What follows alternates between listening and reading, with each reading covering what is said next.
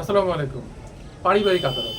আমরা সাধারণত পারিবারিক আদালত বলতে বুঝি পরিবার বিষয়ক মামলা যেখানে করা হয়ে থাকে, যেখানে সংগঠিত হয়ে থাকে, যে আদালতে করা হয়ে থাকে, সে আদালতকে পারিবারিক আদালত বলে। অর্থাৎ পরিবারের যে কোনো বিষয় নিয়ে যদি কোনো সমস্যার সৃষ্টি হয়, যদি কোনো কনফ্লিক্ট তৈরি হয়, সেক্ষেত্রে আমরা যেখানে মামলা করি সেটাকে সাধারণত আমরা পারিবারিক আদালত বলি।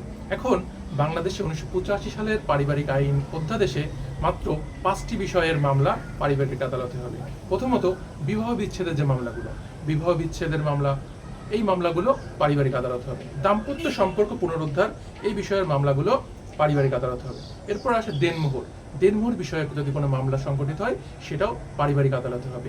এরপর বিবাহ বিচ্ছেদ এবং অভিভাবকত্ব। অর্থাৎ অভিভাবকত্ব বলতে কি বুঝি? একটা বাবা মার ডিভোর্স হয়ে গেল, সেক্ষেত্রে তার সন্তান কোথায় থাকবে, এটা হচ্ছে অভিভাবকত্ব। অর্থাৎ অভিভাবকত্বের যে মামলাগুলো, সেই মামলাগুলো সাধারণত হয়ে থাকবে পারিবারিক আদালতে। দেনমোহর সম্পর্কিত মামলাগুলো সেটাও পারিবারিক আদালতে। বিবাহ বিচ্ছেদ সম্পর্কিত মামলাগুলো সেটাও পারিবারিক আদালতে।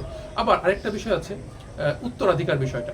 উত্তরাধিকার বিষয়টা আমাদের পারিবারিক বিষয়ের সাথে সম্পর্কিত, কিন্তু উত্তরাধিকার বিষয়ে কোনো মামলা সংঘটিত হলে সেই মামলাটি পারিবারিক আদালতে হবে না, সেই মামলাটি হবে দেওয়ানি আদালতে। এরপরে ধর নারী ও শিশু নির্যাতন দমনের যে আইনটা, অর্থাৎ কোনো স্বামী তার স্ত্রীকে প্রহার করেছে বা এই বিষয়ের কোনো কিছু সংঘটিত হয়েছে, সেক্ষেত্রে এই মামলাটি পারিবারিক আদালতে হবে না, এই মামলাটি হবে ফৌজদারি আদালতে। এই পারিবারিক আদালতে কারা মামলা করতে পারে? আমরা সাধারণত দেখি ইসলাম ধর্মের যারা আছেন তাদের বিবাহ বিচ্ছেদ হোক, উত্তরাধিকার, এই সম্পর্কিত মামলাগুলো আদালতে হয়ে থাকে। অনেকেই আছেন হিন্দু ধর্মের লোক, বৌদ্ধ ধর্মের লোক, খ্রিস্টান ধর্মের লোক, এই মামলাগুলো আমাদের বাংলাদেশে যে পারিবারিক আদালত আছে সেই পারিবারিক আদালতে সংগঠিত হবে। এক্ষেত্রে একটা মামলা আছে, এটা হচ্ছে পঞ্চন রিক্সি ভার্সেস খুকুরানি। এই মামলাটিতে বলা আছে যে বাংলাদেশে যে ধর্মের যে কাস্টের মানুষই হোক না কেন, সেই ব্যক্তি বাংলাদেশে পারিবারিক আদালতে মামলা দায়ের করতে পারবে। অর্থাৎ এই বিষয় থেকে আমরা জানতে পারলাম যে বাংলাদেশের পারিবারিক আদালতে মাত্র 5টি বিষয়ে মামলা সংগঠিত করা যাবে। অন্যান্য বিষয়ে কোনো মামলা পারিবারিক আদালতে সংগঠিত হবে না।